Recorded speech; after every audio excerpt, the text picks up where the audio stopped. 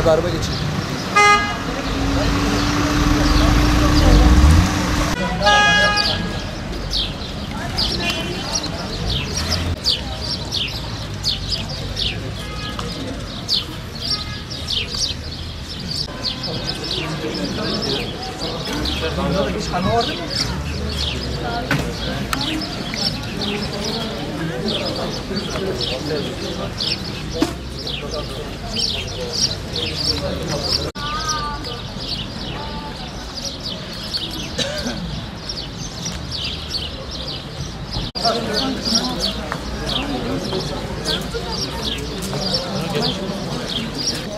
Buraya eşimi KPSS sınavına getirdim.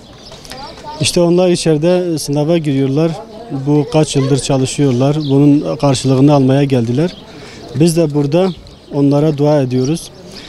Burada sınava giren herkese başarılar diliyorum. İnşallah Allahu Teala onların bu yaptıkları çalışmanın karşılığını verir. Ve ayrıca herkesin başarılı olmasını diliyorum. Vallahi herkese başarılar diliyoruz bütün İslam alemlerine başarılar diliyoruz.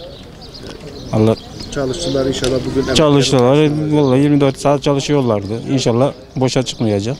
Allah bir yıl boyunca hepimiz, tüm arkadaşlarım olsun, ben olsun hepimiz uğraştık. Hepsine başarılar diliyorum. Allah yardımcımız olsun.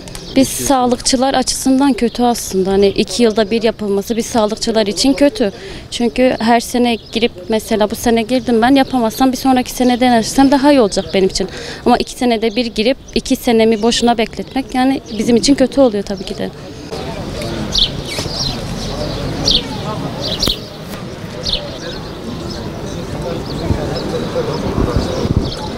Ben inşaat mühendisiyim. Açıkçası şöyle düşünüyorum, %90 insan bu sınava niye girdiğini de bilmiyor. Sadece bir sınav var sistemde.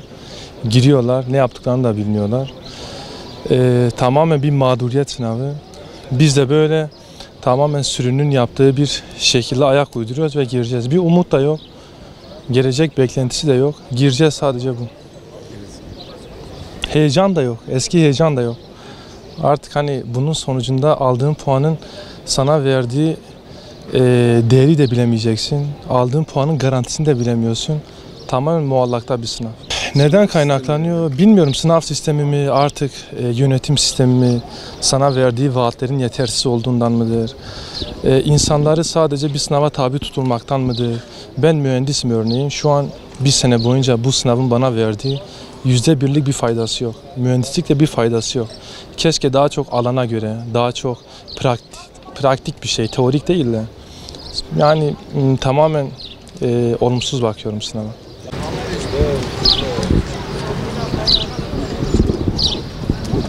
Çalışmadığım için çok heyecanlı değilim aslında. Yani iyi geçmesini diliyorum. Çünkü çalışsam da boş. Eğitim sistemi çok zor bir şekilde devam ediyor. 17 yıllık eğitim hayatımız zaten boşa gitmiş oluyor. O yüzden çalışmanın da gereği yok. Başarılar diliyorum. Sınava giren herkese başarılar diliyorum. İnşallah başarılı geçer. Sınavları iyi geçer.